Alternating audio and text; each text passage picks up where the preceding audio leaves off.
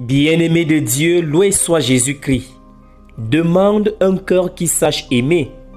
Si Dieu vous disait aujourd'hui, demande-moi ce que tu veux, je te l'accorde, que répondriez-vous? Salomon avait tout, pouvoir, argent, gloire.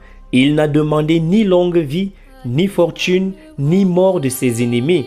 Il a demandé un cœur intelligent et sage, la capacité de discerner, de voir juste, d'aimer juste. Et nous, on court après des choses qui brillent, souvent sans savoir pourquoi. L'humilité est la première porte du discernement. En osant dire à Dieu, je suis un tout jeune homme, je ne sais pas me conduire, Salomon ne fait pas preuve de faiblesse mais d'abandon. Tant que nous faisons semblant de tout maîtriser, de tout contrôler, nous restons sourds à la voix de Dieu. C'est quand nous lâchons prise qu'il peut nous guider. Dans l'Évangile, l'homme qui creuse un champ et y trouve un trésor ne sait pas ce qu'il cherche, mais il creuse quand même. Nous, au contraire, nous voulons tout comprendre avant d'agir. Nous répondons avant d'écouter, trop sûrs de nous.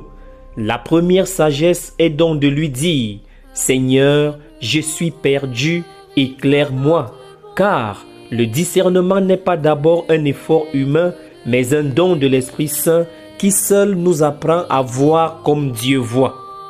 Dieu dit à Salomon, « Tu n'as pas demandé l'argent ni la mort de tes ennemis, mais un cœur sage. » Salomon a compris l'essentiel.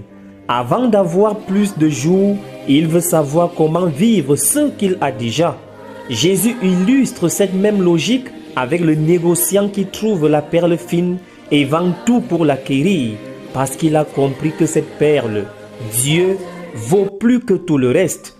Le discernement, c'est faire ce tri chaque jour. Dans nos activités, qu'est-ce qui me construit et qu'est-ce qui me vide?